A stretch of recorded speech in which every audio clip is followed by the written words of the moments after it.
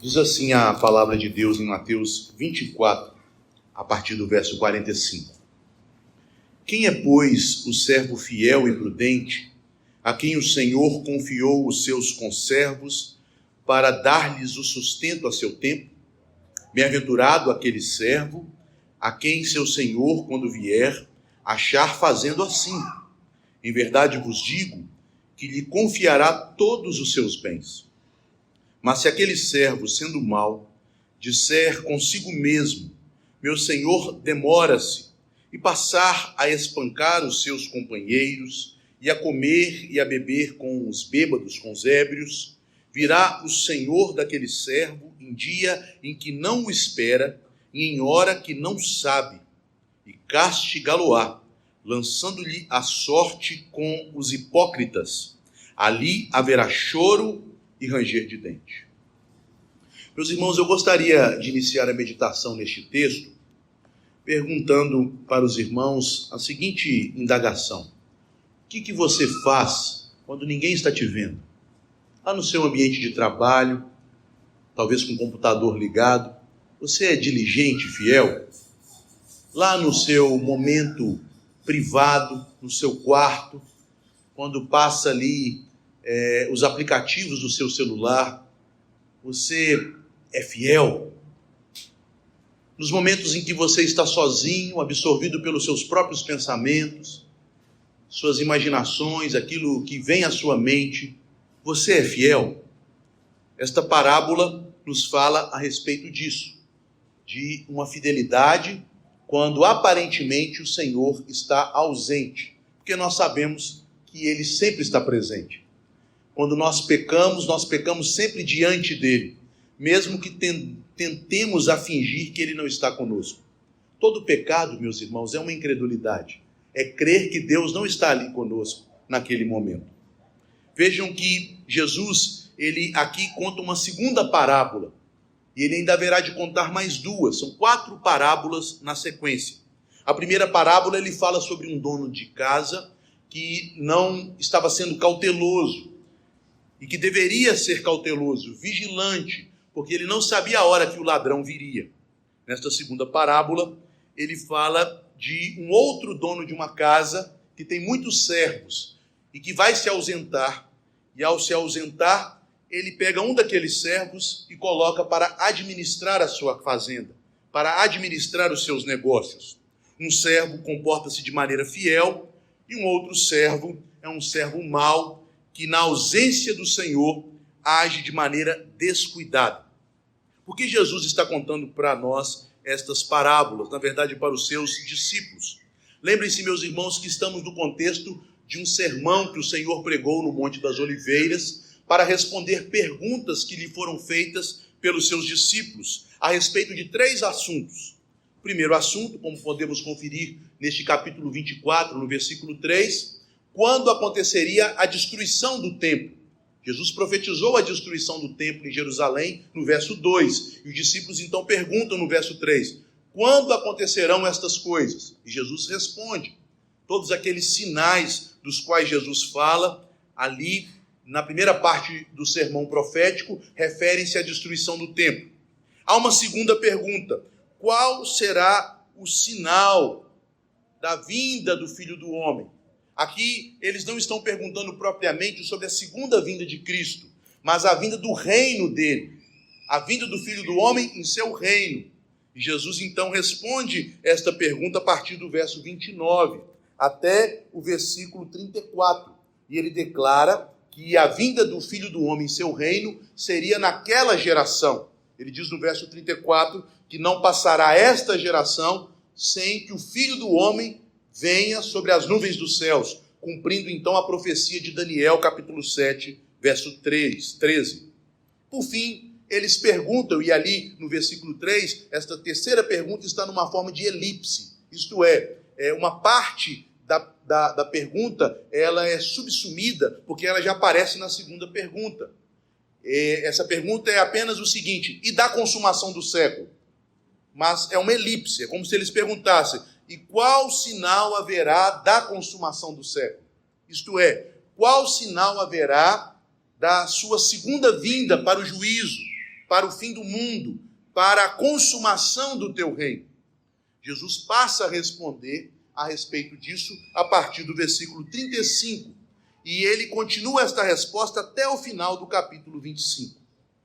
Jesus, ele responde de forma muito clara que a respeito da sua segunda vinda, na consumação do século, não haverá nenhum sinal. Nem os anjos dos céus, nem o Filho do Homem sabem este dia. Esse dia foi reservado pelo Pai em seu próprio conselho e decreto, e não será revelado ao homem até que ele aconteça. Não haverá sinais. A vinda de Cristo em seu reino para inaugurá-lo, quando o Antigo Testamento foi extinguido com a extinção do templo e das instituições do templo, do sacrifício e do sacerdote, esta vinda do Filho do Homem sobre as nuvens para inaugurar o reino, esta sim foi precedida de sinais. Mas a segunda vinda do Filho do Homem, após esta era milenar, o chamado milênio, que começou naquele período que Lucas declara que é o tempo dos gentios, até que venha a plenitude dos gentios, da qual fala o apóstolo Paulo aos Romanos, este período será um período em que não trará nenhum sinal que anuncie a vinda do Filho do Homem. Na verdade, disse Jesus, será uma época semelhante aos dias que antecederam o dilúvio. Como nos dias de Noé, as pessoas viviam despreocupadas. Não havia nenhuma evidência de que o mundo fosse ser destruído. Elas casavam-se, davam-se em casamento, comiam e bebiam, cuidavam de seus negócios, até que Deus trouxe a assolação da terra com o dilúvio. Assim será também na vinda do Filho do Homem, na consumação do século. Mostra-se, meus irmãos, desse modo que é irrelevante, é algo inútil buscar sinais da segunda vinda de Cristo. É até mesmo uma atitude irresponsável da nossa parte ficar fazendo uma leitura de nossa época pensando, vejam, estes eventos do mundo político, do mundo social, são evidências de que Jesus está voltando. Não nos compete fazer estas coisas. Este não deve ser o papel dos crentes. E com 4 parábolas, Jesus ensina isso aos seus discípulos. Nas 4 parábolas, em todas elas, a ênfase é: a vinda vai parecer tardia, vai parecer demorada. E a maneira de esperá-la não é buscando sinais, mas é com comprometimento ético com o Evangelho. Vocês devem viver o Evangelho, servir ao Senhor, e assim vocês estarão preparados para a vinda de Cristo. Caso ele venha para você individualmente, em sua morte, caso ele venha para o mundo como um todo, em sua glória, nós nos preparamos para a vinda, não por meio da busca de sinais, mas por meio de um servir a Deus, um servir e um cooperar laborioso, frutífero, para a expansão do reino de Deus, em nome do Senhor. Este é o ensinamento, a tônica das 4 parábolas. Da parábola do dono da casa, da parábola dos 2 servos, da parábola das 10 virgens, da parábola dos talentos. As 4 parábolas nos ensinam a maneira como aguardar a vinda do Senhor Jesus em cada geração. Cada uma destas 4 parábolas, elas vão enfatizar um aspecto da vida cristã que deve ser levado em conta para esperarmos Jesus da maneira adequada. Na primeira parábola, nós vimos o aspecto da vigilância. O crente deve ser vigilante. O crente deve sempre estar preparado. E nesta segunda parábola, o aspecto destacado é a fidelidade. É uma fé prática, uma fé operosa, uma fé demonstrada por meio de obras. Mas é interessante notar que o registro destas 2 parábolas, aqui neste último sermão de Jesus, também aparece em um outro sermão do Senhor, em outro momento do seu ministério, conforme a narrativa de Lucas, no capítulo 12. Lucas também registra estas 2 parábolas. E ele as registra em outro contexto. Ali em Lucas capítulo 12, no versículo 1, nos é dito que Jesus se reuniu apenas com seus discípulos e começou a dar aos discípulos instruções a respeito da sua missão. Como eles deveriam viver a sua missão, como eles deveriam desempenhar a sua missão. E lá em certa altura daquele ensinamento, daquele discurso, Jesus então conta a parábola do chefe de casa, que deveria ser vigilante, cauteloso em relação à possibilidade de sua casa ser arrombada por um ladrão. Ao falar desta vigilância e da possibilidade de aquele chefe da casa ser pego desprevenido e ter sua casa saqueada, Pedro assustou. Pedro pensou, será que Jesus está falando isso para nós, para os seus discípulos? Então nós encontramos no versículo 41 de Lucas 12, a pergunta que ensejou a outra parábola, a parábola que está também registrada aqui em Mateus 24, e que nós lemos, a parábola dos 2 servos. Pedro perguntou para Jesus, Jesus, o Senhor está contando esta parábola para nós ou para todos os homens? Jesus não respondeu diretamente à pergunta de Pedro. Ele tão somente no versículo seguinte, em Lucas 12, 42 a 46, ele conta a parábola que encontramos aqui em Mateus 24. Jesus respondeu à pergunta de Pedro com outra parábola, com a parábola sobre os 2 servos, que recebem o cargo de mordomos na ausência do seu senhor. Exatamente a mesma que se encontra na sequência do sermão profético em Mateus. Portanto, este ensino que Jesus traz aqui para os discípulos não era algo novo, era algo que eles já tinham ouvido de Jesus quase um ano antes. Percebam, meus irmãos, que quebra de expectativa esta resposta de Jesus deve ter provocado. Eles estão querendo que Jesus fale para eles de anticristo, governo mundial, guerra nuclear, convulsões nas nações. E o que Jesus responde? Ele responde com a parábola do ladrão e com a parábola dos servos. A mesma resposta que eles vão receber, não em forma de parábola, mas em forma de um discurso direto, quando Jesus está subindo aos céus. Lá em Atos, no capítulo 1, nós encontramos o registro da ascensão de Cristo, e os discípulos então perguntam no verso 6, Senhor, será este o tempo em que o Senhor vai restaurar o reino a Israel? Não vos compete saber estas coisas. Não vos compete saber sobre as épocas e os tempos que o Pai determinou para si mesmo. O que vos compete é trabalhar. O que vos compete é ser minhas testemunhas. O que vos compete é aguardar a promessa do Espírito, se encher do Espírito e pregar o Evangelho. Percebam, meus irmãos, que Jesus ele está demonstrando para os seus discípulos, por esta sequência de parábolas, que já foram proferidas em um discurso a respeito da missão deles, de que a maneira de aguardar a vida do Senhor não é por meio da expectativa de sinais ou por meio da observação de sinais, mas é pelo trabalho cristão. É pelo cumprimento da missão do reino. Portanto, o ensino aqui não era novo para os discípulos. Por isso devemos observar algo muito importante para a escatologia cristã. A escatologia é a doutrina bíblica sobre as últimas coisas, sobre o tempo do fim. A escatologia cristã genuína, ela gera nos crentes esperança e uma ética de serviço. É isto que a escatologia produz. Esperança no avanço do reino e uma ética de serviço em prol do reino. E Jesus quer incutir isto no coração dos seus discípulos. Não se preocupem sobre tempos ou épocas. Nem aos anjos essas coisas foram reveladas, nem mesmo ao Filho do Homem. O que vos compete fazer é serem vigilantes como um bom pai de família, é serem fiéis como um bom mordomo dos bens do seu Senhor. Percebam, meus irmãos, que este é o ensinamento a respeito das coisas futuras.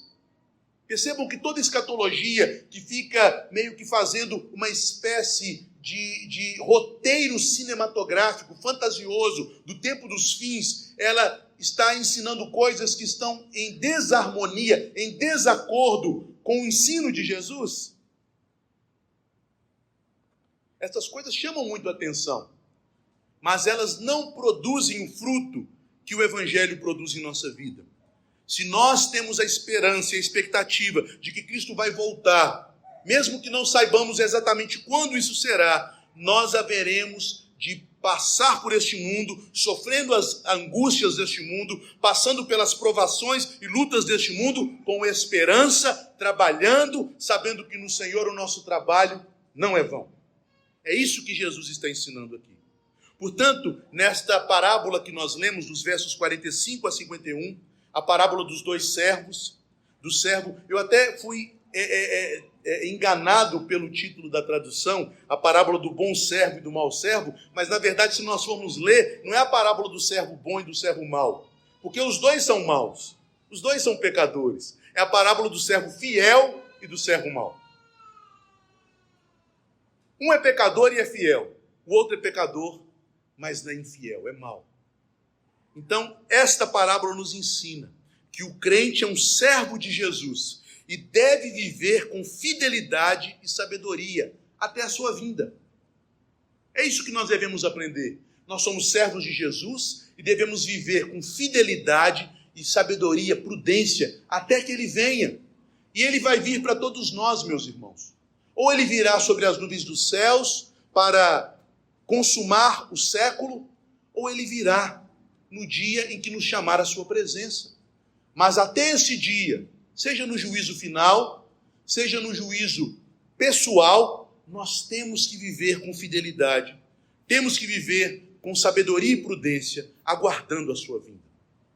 São dois momentos da parábola. O primeiro momento do verso 45 a 47, que nos retrata um exemplo a ser seguido, o exemplo do servo fiel. E o segundo momento, dos versículos 48 a 51, um anti-exemplo, um exemplo a não ser seguido, que é o exemplo do servo mau. Vejamos o que podemos aprender a respeito deste servo fiel e o que Jesus nos conta aqui. Meus irmãos, é bem verdade que toda parábola é uma espécie de figura, uma metáfora estendida em uma história. As metáforas geralmente são curtas, mas a parábola é como se fosse uma grande metáfora, uma metáfora que vira uma história.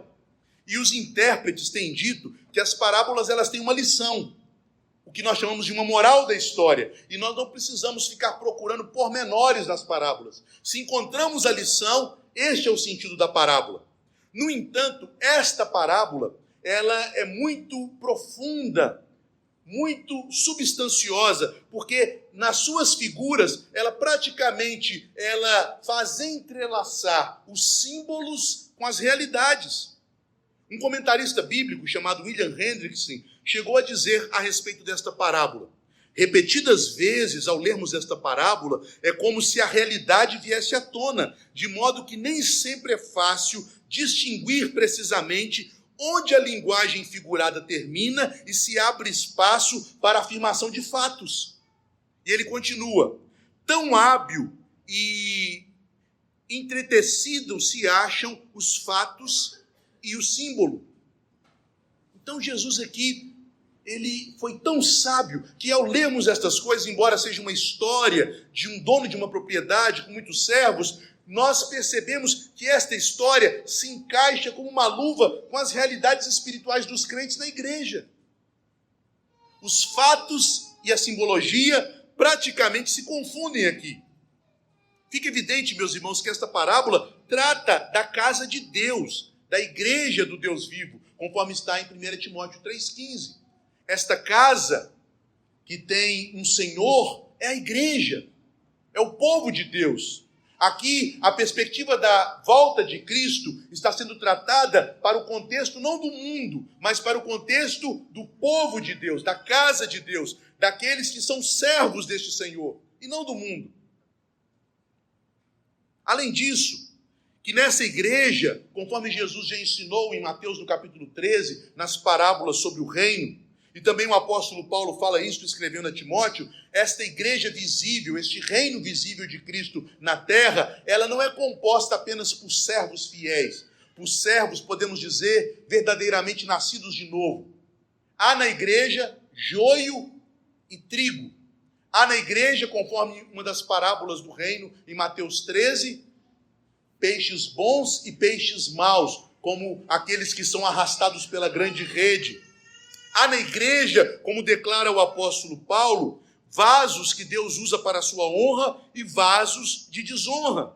E aqui, Jesus, nesta parábola, diz que naquela casa há servos fiéis e no final, no último versículo, quando é revelado a maldade do servo mau, há servos hipócritas. Percebam que Jesus usa esta palavra no verso 51, quando o servo mau é condenado, ele é definido como alguém que é um hipócrita, que tem a aparência de ser um servo, mas que no coração ele não é servo. No coração ele serve a si mesmo. Ele vive para agradar o seu próprio desejo, para servir seus próprios pensamentos e paixões. Então na igreja há os fiéis e há os hipócritas. É interessante que este texto é muito pouco usado para comprovar a realidade mista da igreja visível, mas esse texto está falando claramente desta realidade. Além disso, meus irmãos, que nesta igreja, embora haja distinções de honra, segundo cargos e ofícios, percebam, há aqui servos que são colocados em cargos de superioridade. Há 2 servos que recebem a primazia entre os outros servos, não é isso? Mas embora haja estes cargos de honra, todos são chamados de servos. E esta tradução que nós temos em nossa Bíblia para a palavra doulos, a palavra usada na língua original, é uma tradução que é fruto do nosso contexto cultural. Nós somos uma nação que tem um passado sujo, um passado pecaminoso. Nós somos uma nação que se estabeleceu por meio da escravidão. Pessoas foram roubadas nas costas da África e trazidas à força para o Brasil, para a América do Norte, para serem trabalhadores forçados, perdendo sua dignidade humana. Por isso nós temos tanta repulsa com a palavra escravos. Mas Jesus usa exatamente esta palavra. A palavra doulos não significa servo. Não é uma pessoa contratada, que seria um servo, mas é uma pessoa que é posse do seu senhor, é um escravo. E ao dizer que aquele que recebe a mordomia da casa é um doulos, é um escravo, ele está dizendo que na casa de Deus ninguém é maior do que ninguém. Só há um Senhor e os demais são escravos do Senhor. São propriedade do Senhor. Quando nós falamos escravo, já imaginamos a escravidão como algo atroz, terrível. Mas a ideia bíblica de que nós somos escravos do Senhor é a ideia de que nós somos propriedade dele, mas que ele não nos faz uma propriedade para um uso tirânico, malicioso, mas ele nos toma, ele nos compra para nos adotar como filhos. Mas nós somos dele. Cada um de nós foi comprado com preço. Fomos resgatados pelo preço do sangue deste Senhor. Portanto, a realidade da igreja também aqui é expressada na parábola. Há um só Senhor de todos, e os demais, mesmo aqueles que exerçam algum comando, não passam de servos. Todos são servos. Vejam que isso fica muito claro no versículo 45. Quem é, pois, o servo fiel e prudente, a quem o Senhor confiou os seus conservos? Não são empregados daquele servo, são servos tais como ele. Estão no mesmo nível. Todos são servos. Há uma só igreja, há na igreja fiéis e hipócritas, mas todos na igreja estão debaixo de um só Senhor, que é Cristo. E na igreja, os pastores, os presbíteros, os diáconos, devem ser aqueles que sejam os primeiros a servir, porque todos não passam de servos. Quem quiser ser o maior, que seja servo dos demais. E é exatamente o que Jesus ensina nesta parábola. Vejam, meus irmãos, que Jesus ensina que a função que foi dada ao servo não era mandar, submeter, forçar os outros ao trabalho. O que o servo deveria fazer na ausência do Senhor? Vejam no final do verso 45. Ele confiou os conservos àquele servo que recebeu o posto de mordomo para, veja a tarefa dele, para dar-lhes o sustento a seu tempo. Meus irmãos, não compete à liderança da igreja cobrar ninguém. Obviamente que se uma pessoa vive vida escandalosa, é da competência da igreja, pela disciplina, afastar aquela pessoa da igreja. Mas não compete convencer alguém do pecado, cobrar alguém sua seriedade, exigir algo. O que compete a liderança é alimentar o povo de Deus com o serviço das coisas santas, para dar alimento no tempo certo. Ponto.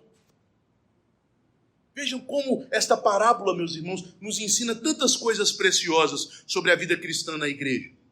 Nessa igreja, embora haja distinções, haja pessoas que têm um cargo de maior responsabilidade, todos estão debaixo do governo de um só Senhor, todos são igualmente servos, e aqueles que se distinguem para servir os demais, para alimentá-los, não para oprimi-los, não para dominá-los. É o que Pedro diz aos presbíteros. Em 1 Pedro, no capítulo 5, nos versículos de 1 a 4, ele diz que os presbíteros devem governar como modelo do rebanho, não por sorte da ganância, nem por meio de domínio e opressão, mas como modelos, alimentando o rebanho. E também nos é dito que o Senhor haverá de julgar a obra de cada um na sua vinda, como eu disse, quer seja na morte ou no dia final. Além disso, meus irmãos, são muitos os intérpretes, os comentaristas.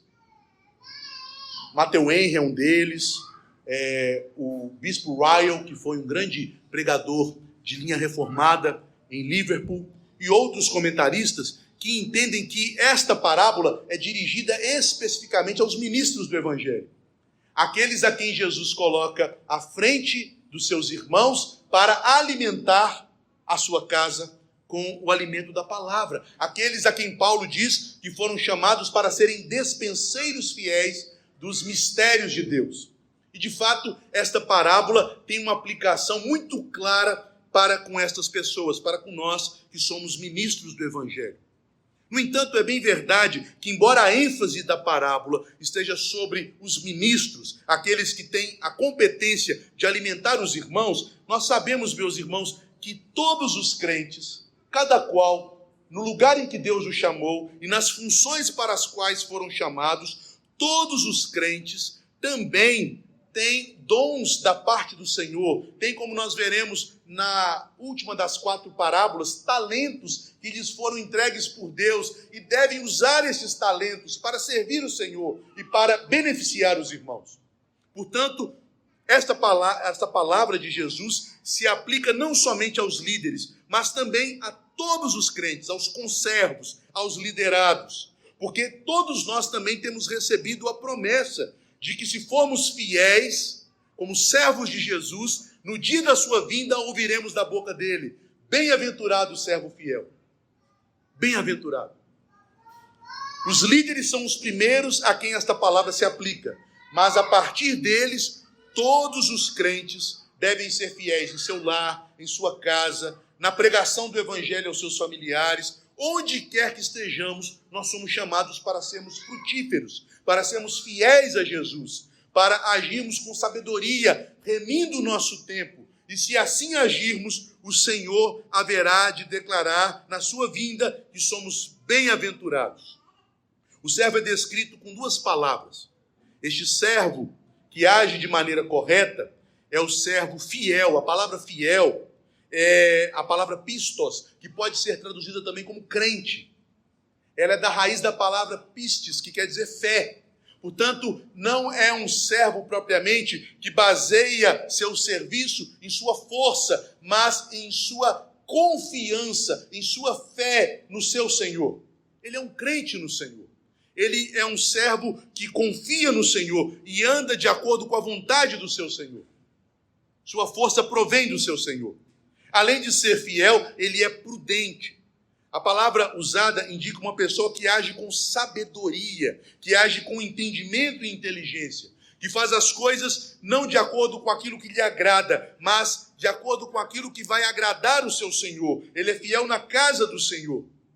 Ele é um escravo, como eu disse, como os demais, como os outros trabalhadores da casa. Ele sabe que sua vida não é dele, e é por isso que ele é fiel e prudente.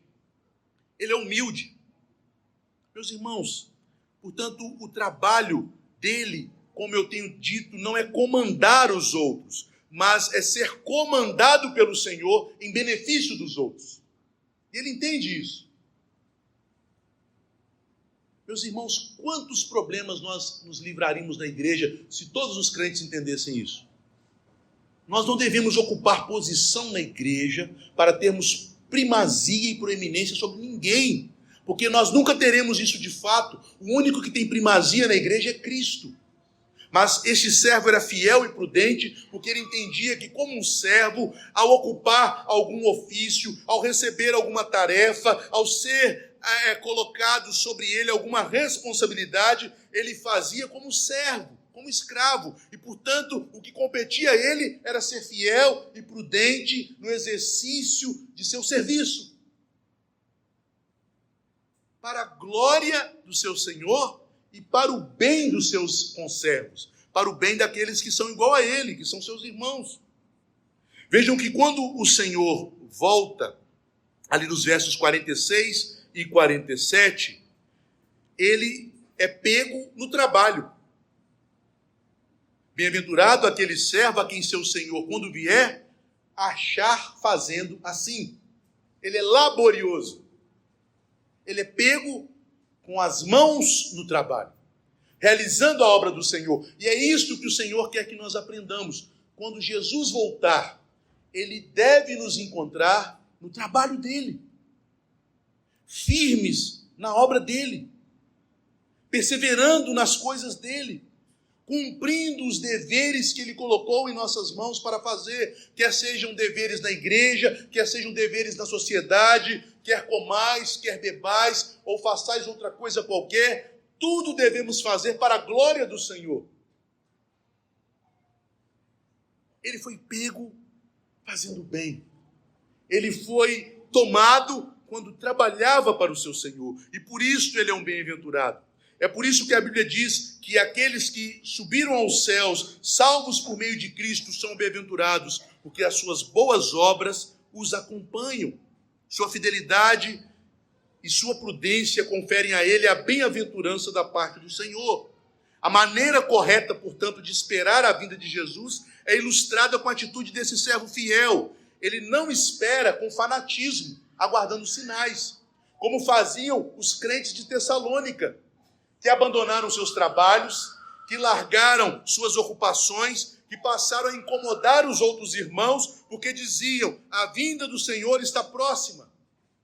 Isto nos é transmitido em 2 Tessalonicenses, no capítulo 3, dos versos 6 a 12. Também eles não esperam de uma maneira indolente, preguiçosa, morna, como os crentes da igreja de Laodiceia, que são denunciados pelo Senhor, conforme o registro de Apocalipse 3, 14 a 22. Mas eles são semelhantes aos crentes de Esmirna, que esperam ao Senhor com fidelidade no trabalho, como nós podemos ler na carta do Senhor à igreja de Esmirna, em Apocalipse 2, dos versos 8 a 11. Qual é o bem que lhe cabe? Diz o versículo 47, em verdade vos digo que lhe confiará todos os seus bens. E eu creio, meus irmãos, que esta palavra não diz respeito a um subir de cargo, ou de posto, ou de comando nesta vida, mas a entrada, o ingresso no reino celestial, onde todos os bens, onde toda a herança de Cristo estão entesourados. O servo fiel, o servo prudente, o servo que for pego pelo Senhor com as mãos no trabalho, este herdará a vida eterna. Jesus não está ensinando aqui salvação por obras, mas ele está ensinando como as obras evidenciam a salvação. Crentes verdadeiros são crentes fiéis. A fé verdadeira é viva e não morta. A fé verdadeira, tal como diz o apóstolo Paulo aos Tessalonicenses na primeira carta, no verso 3, é uma fé operosa. É uma fé que produz obras. É uma fé que enche o coração de esperança e dá às mãos força para o trabalho do Senhor, que nos faz cooperar com a obra do Senhor, que nos faz alimentar os irmãos que necessitam da palavra de Deus. Este é o exemplo a seguir. Percebam, eles perguntam por sinais da consumação dos séculos. E o que Jesus diz para eles fazerem? Esperem como servos fiéis. Mas Jesus, para reforçar o ensino, dá um anti-exemplo, um contra-exemplo, um exemplo a não ser imitado, que é do servo mau, que se revela no final do capítulo como um servo hipócrita. A segunda parte da história apresenta um anti-exemplo, a quem Jesus chama de servo mau. Vejam no versículo 48. Mas se aquele servo, sendo mau, então o servo mau. Mas eu prefiro denominá-lo de hipócrita, porque a maldade dele não é a maldade de um ímpio, que revela o seu coração de maneira clara, mas é a maldade de alguém que quer se passar por um servo do Senhor. Ele se passa por um servo do Senhor. Ele assume a mordomia na casa do Senhor. Ele quer administrar os seus irmãos que são conservos juntamente com ele, mas o seu coração é mau. É uma maldade escondida. É o que Jesus chama, descrevendo os falsos mestres em Mateus capítulo 7, no Sermão da Montanha, de um lobo com pele de cordeiro. É um hipócrita, na verdade. Ele parece ser um bom servo na presença do Senhor da casa. Veja, o Senhor confia a ele a administração. Obviamente que este Senhor aqui não é o nosso Senhor que é onisciente. Mas aqui nós estamos tratando de uma figura, de uma parábola. Mas ele recebe da parte do Senhor esta confiança, esta responsabilidade de ser um mordomo em sua casa. Ele parece ser bom na presença do Senhor. Por isso ele recebe esta função. Mas longe dos olhos de seu Senhor, ele revela o seu verdadeiro caráter. Vejam que Jesus conta esta história, meus irmãos, para nos chamar a atenção para o perigo que todos nós podemos incorrer nele, o perigo da hipocrisia e do auto-engano. Cremos que porque a salvação é pela graça, mediante a fé, podemos viver uma vida indolente, preguiçosa, sem apresentarmos frutos de santificação, sem apresentarmos frutos dignos de arrependimento, como conclamou João Batista ao povo para apresentarem na vinda de Cristo, na sua primeira vinda. Aqueles que de fato foram chamados pelo Senhor, porque são eleitos do Pai, estes haverão de manifestar sua eleição e chamado com frutos. É o que está escrito em 2 Pedro, no capítulo 1, no versículo 10. Quando Pedro diz que nós devemos nos esforçar e buscar diligentemente a confirmação da nossa vocação e eleição, para que sejamos frutíferos. Longe dos olhos do Senhor, o caráter verdadeiro deste servo hipócrita se manifesta. A parábola informa primeiramente a causa de sua hipocrisia, que é um coração mau. Nós sabemos, conforme o Senhor Jesus nos ensina, que o mal não procede do meio externo. É por isso que o pecado surgiu nos céus. Nos céus não havia pobreza, não havia condições ruins, no céu não havia dor ou angústia, mas o pecado surgiu exatamente dali e se propagou para o paraíso.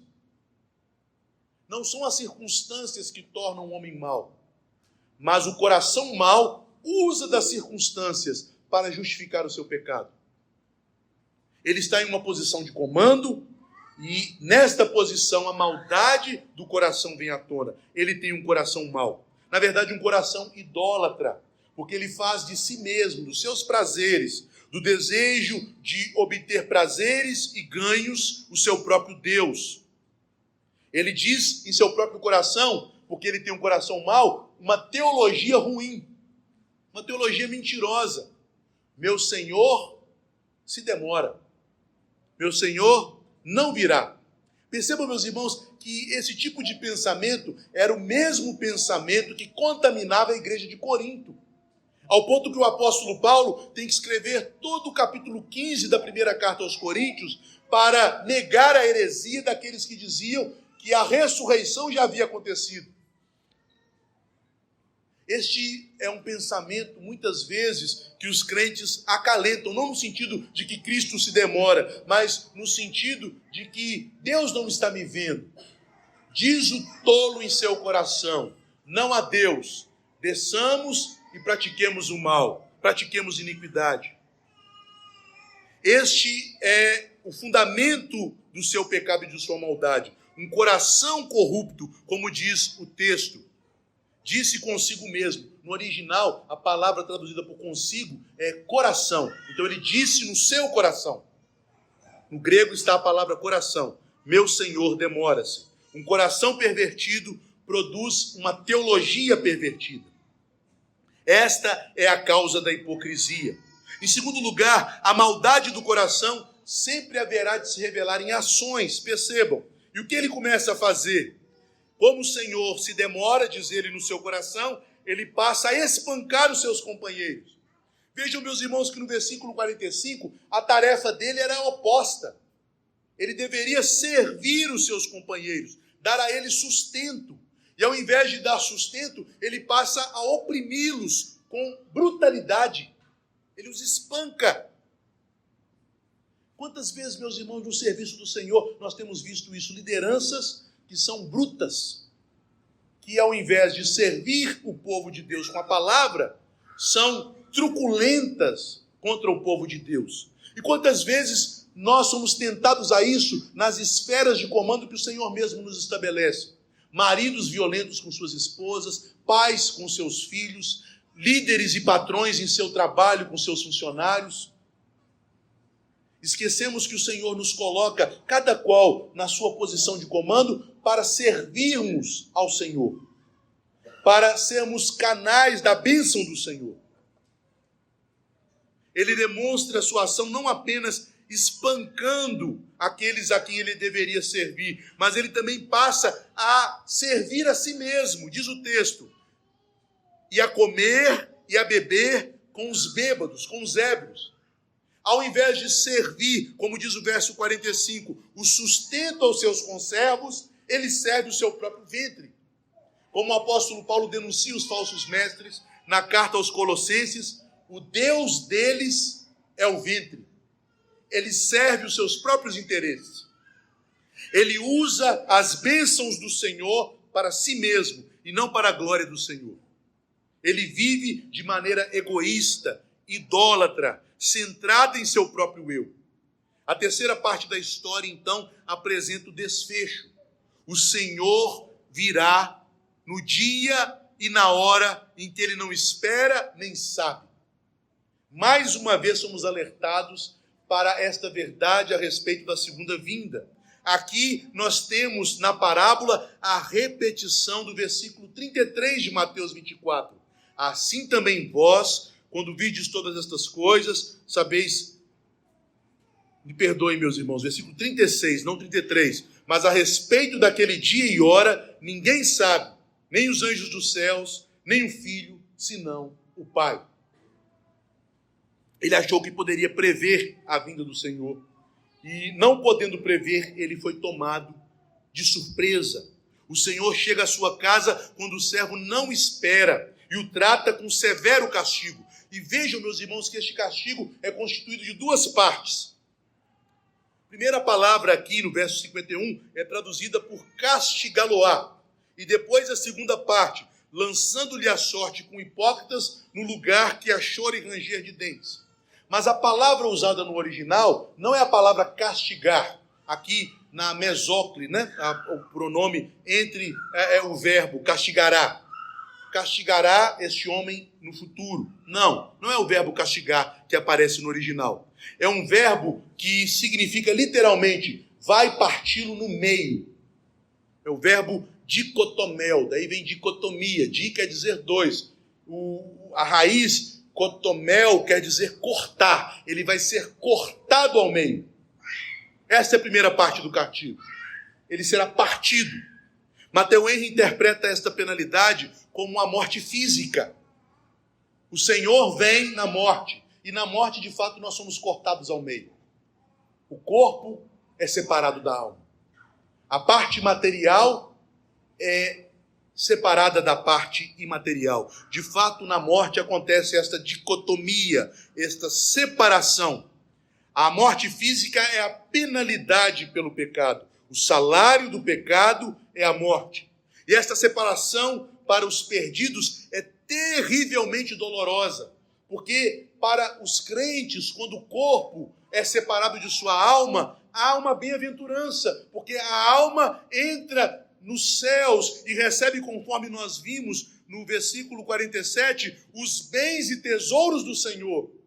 Mas para o ímpio, que for pego pela morte, quando sua alma e seu corpo forem partidos e separados, onde ele haverá de entrar? No lugar reservado para os hipócritas, num lugar onde haverá choro e ranger de dentes. E esta é a maneira costumeira de Jesus se referir ao inferno eterno. Portanto, há um castigo na morte para o ímpio, e há um castigo na condenação eterna. Para os crentes, a sua morte não é castigo. Para os crentes, ainda que morra, viverá eternamente. Mas para os ímpios, quando a morte vem de espreita e o toma desapercebido, vivendo uma vida de pecados, mesmo que ele se pense, que ele se veja como um servo de Cristo, mas se os seus frutos demonstram que ele não serve a Cristo, mas que ele serve a si mesmo, os seus desejos, a sua cobiça, quando a morte vier para ele, ele estará sendo castigado, porque nada mais restará a não ser o juízo eterno, a não ser o lugar onde há choro e ranger de dentes. Meus irmãos, como podemos aplicar então esta parábola? Em primeiro lugar, a ilusão mais grave e fatal do ímpio é crer que, porque Deus não julgou até o momento atual, isso nunca vai acontecer. As pessoas, elas vivem sem pensar no fato de que um dia elas serão partidas ao meio. Um dia o corpo haverá de separar da sua alma. E nesse dia, importa que todos os homens, depois de sua morte, compareçam diante do trono de Deus para o juízo. A Bíblia nos diz, meus irmãos, que Deus, ele é paciente, que ele é longânimo, que ele nos dá tempo para o arrependimento, mas muitas vezes temos usado este tempo de forma má. Ao invés de usarmos o tempo para nos arrepender, temos interpretado o tempo com o fato de que Deus nunca vai se vingar, de que Cristo nunca virá para nos julgar. Portanto, meus irmãos, aprendamos com este exemplo do servo hipócrita a consertarmos nossa vida enquanto é tempo. Se hoje ouvirdes a voz de Deus, não endureçais o vosso coração. Em segundo lugar, como eu disse no início, o que você faz quando ninguém está te vendo? Você tem sido fiel e prudente, tal como era Natanael? Quando ninguém o estava vendo, Jesus o contemplou fazendo bem em secreto. Em nosso pecado, meus irmãos, nós temos a tendência de sermos preguiçosos e egoístas, de esquecermos que somos servos e devemos viver como se fôssemos servos que um dia haverão de prestar contas. A tendência do pecado é nos fazer pensar que somos senhores da nossa vida, senhores do nosso tempo, senhores do nosso futuro. Mas lembre-se, nada disso te pertence. Sua vida, seu tempo e seu futuro pertencem ao Senhor e você terá que prestar contas. Saiba que o dia vem em que Deus te pedirá conta de todo bem e mal que você fez por meio do corpo, conforme está em 2 Coríntios 5, capítulo 10. Em terceiro lugar, ninguém é verdadeiramente livre. Esta parábola nos ensina isso. Todos nós somos servos, todos nós somos conservos. Ou você é um escravo do diabo e do pecado, ou você é um escravo comprado pelo sangue de Jesus para servi-lo como seu amigo e como filho de seu pai. Mas ninguém é livre. Nós somos criaturas, nós não somos livres. Ou somos escravos do pecado, ou somos escravos de Cristo. Se nós somos escravos de Cristo, então seremos livres para receber a vida eterna.